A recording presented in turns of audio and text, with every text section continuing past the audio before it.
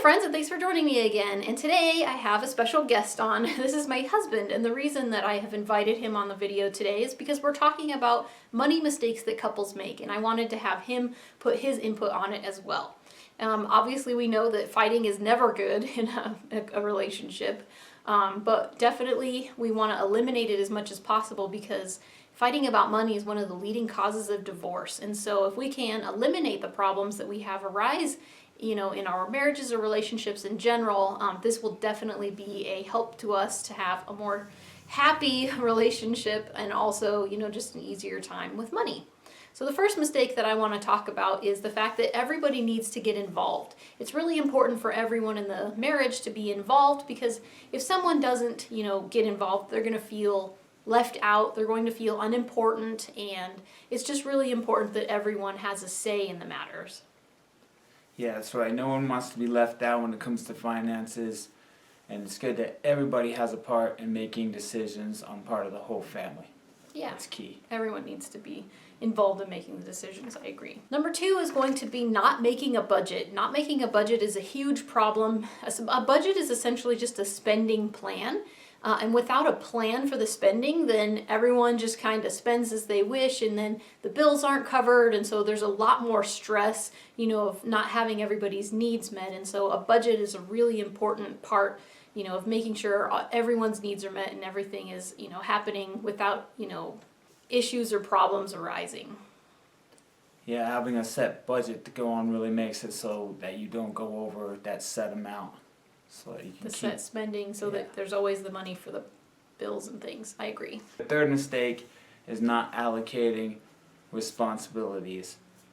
If one person is supposed to pay the bills and they don't know that they're supposed to pay the bills, and then the other person doesn't know if they're supposed to get the bills paid, then nobody pays the bills. Yeah, if I think you're paying them and you think I'm paying and no one's paying them, this is important. We all want to make sure that everyone has their responsibilities and then making sure that they're each doing the responsibilities that they're assigned.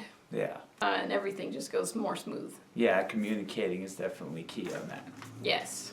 Number 4 is going to be getting on the same page and making sure we both share the same goals.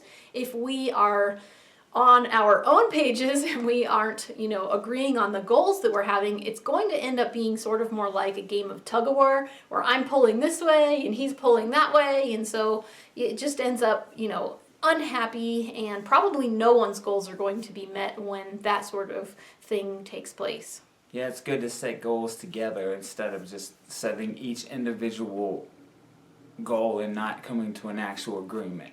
Agreed. So, number 5 is to be honest with your debt and your spending. Yes. Some people will hide those certain toys and things they want to get from their spouse, and it's never a good idea. Their purchases, yep. Never a good thing. For anyone, whether it's the husband or the wife, to go on a shopping spree and not tell their significant other what they're buying or how much they're spending is always a bad idea. It's always going to lead to a fight. It never ends up leading to anything good. Exactly. And this is also called financial infidelity for a reason. So it's very important that everyone is honest about how much they're spending, how much debt they have, and again, make sure everyone is moving in the same direction with the goals.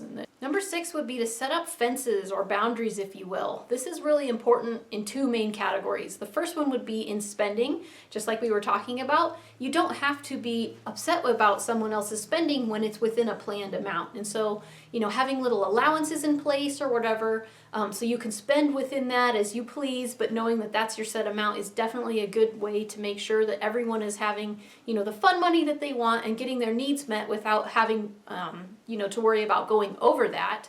And then the second way would be setting up boundaries with things like loans, and loaning to family and friends and things, because obviously he would be upset if I was loaning out money to my family members.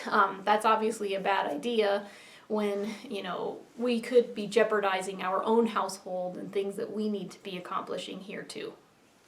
And this comes down to communication.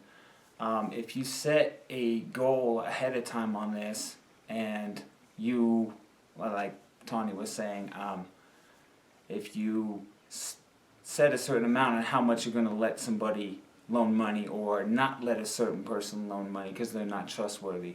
Then you're both on the same page, and if either one of the person in the marriage is going to spend a certain amount of money, it's good to have a set amount on what you're going to spend and not go over that. It also eliminates arguments. Definitely. Good plan. Then you can have your beer allowance. You can buy whatever beer you want as long as it's within that set amount, right? Right, sweetie? Yeah, whatever you want to buy. Exactly. Number 7 is not taking debt seriously. As we all know, or some of us know, that it doesn't take long for debt to rack up very quickly. Yes. It's good to always have, as we were talking about earlier in the video, when your responsibilities, somebody keeping track, the person who keeps track of the money and knows how much you're spending, it's good for you to be on page with them, and if there's any debt, take care of it. Don't let it go out of control.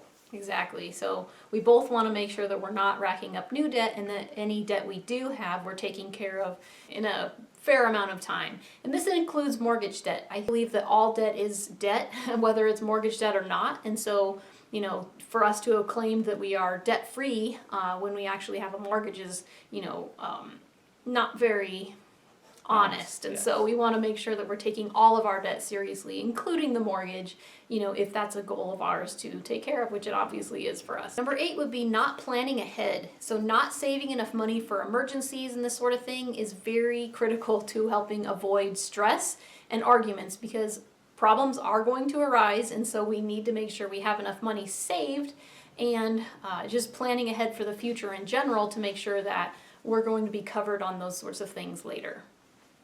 Yeah, medical bills and other emergencies, getting a new car, it's always stressful in the first place. It's never a good idea to add more stress by not having any money. That always makes everything worse, causes arguments, stress for the whole family. So it's always better to have some money set aside just in case those things happen, because life happens. Exactly.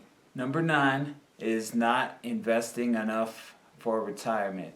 And you want to be able to make sure you got that nest egg, that money planned away, or whether it's an investment or whatever it is, so that way you do not have to worry about it. And some people just don't plan for those things. They don't really worry about it. They think they can just go on working until they're 75, and you never know what's going to happen. That's true. And a lot of people maybe think that retirement is too far out to start saving for, and then once it is closer, it's, you know, harder to save that enough money. And so it's really important to start saving early, and, you know, making sure that we're not going to just end up retiring and being poor later on. And number 10, speaking of the future, is teaching our children about money. This is really, really critical, because if we don't teach our children about money, we're essentially going to end up like their ATMs, where they come and they're constantly asking us for money, and, you know, it just ends up a bad thing, especially when they need to be grown adults and knowing how to take care of themselves. And so helping them to learn how to take care of their finances now is really important, so that when they are older, they can stand on their own 2 feet. They are responsible enough to be able to budget their own money and to take care of their own bills, and then we don't have to step in so much to take care of them as well. Exactly. If we teach them and lead by example, and they see how we're spending our money, and we teach them how to manage their money, then they don't have to learn the hard way. Yes, save them from some time or some stress and heartache of their own, right? Exactly. Great. Well, hopefully this was helpful to you. Thanks for watching. I'm Frugal Green Girl. This is Aunt, and we will see you next time. Thanks.